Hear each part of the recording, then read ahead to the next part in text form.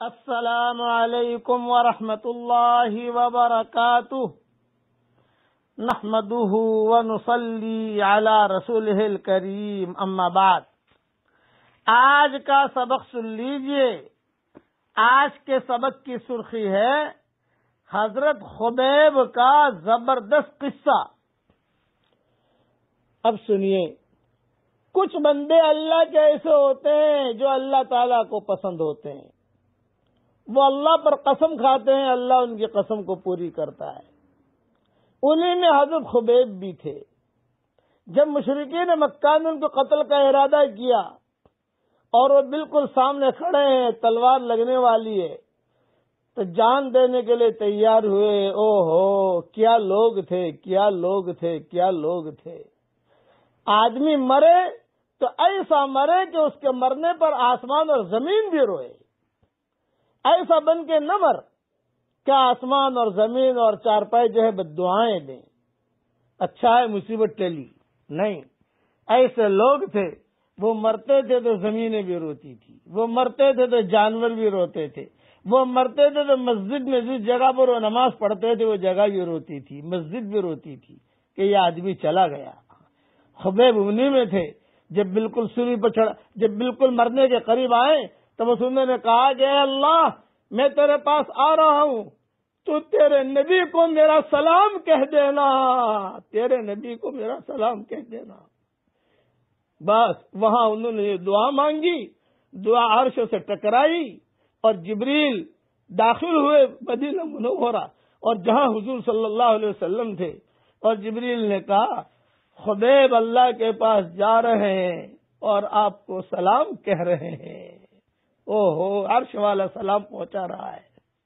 وہاں تو وہ شہید ہو گئے، اور یا حضور کھڑے ہو کر کہہ رہے ہیں علیک السلام یا خبیب، علیک السلام یا خبیب، علیک السلام یا خبیب، علیک السلام یا خبیب۔ خبیب تجھ پر بھی سلامتی ہو، تجھ پر بھی سلامتی ہو، تجھ پر بھی سلامتی ہو۔ ایسے بن کے مرو کہ آسمان اور زمین، پہاڑ، سمندر، ہوائیں، چرندے پرندے ہمارے مرنے پہ رو رہے ہوں۔ خیر الناس من ينفع الناس، بہترین آدمی وہ ہے جو لوگوں کو نفع پہنچائے، حدیثوں میں آتا ہے۔ اس سلسلے میں ایک حدیث سن لیجئے۔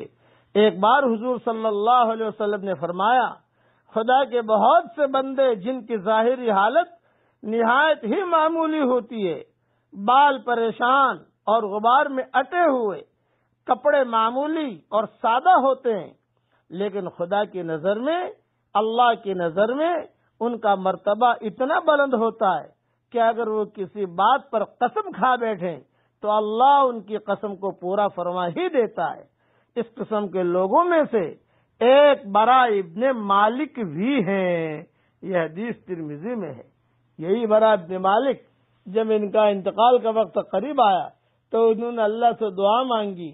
انہوں نے دعا نہیں مانگی بلکہ حضور صلی اللہ علیہ وسلم نے دعا مانگی، اے اللہ میں تجھ سے دعا مانگتا ہوں، یہ میرا امتی ہے، اور یہ میرا امتی ہے، تیرا بندہ ہے، تیرے پاس آ رہا ہے، جب تیرے پاس یہ آئے اس کے ہنسنے سے پہلے تو ہنس کر ملاقات کرنا۔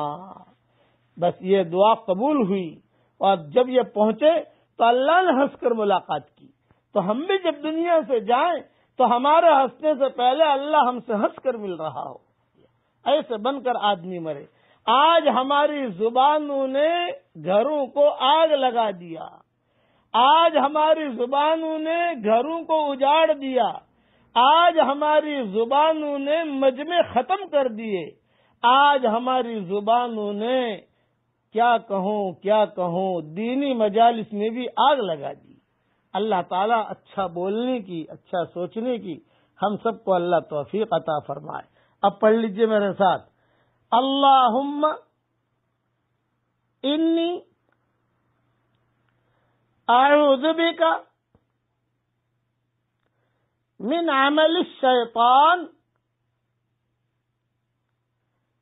وسیئات الاحلام۔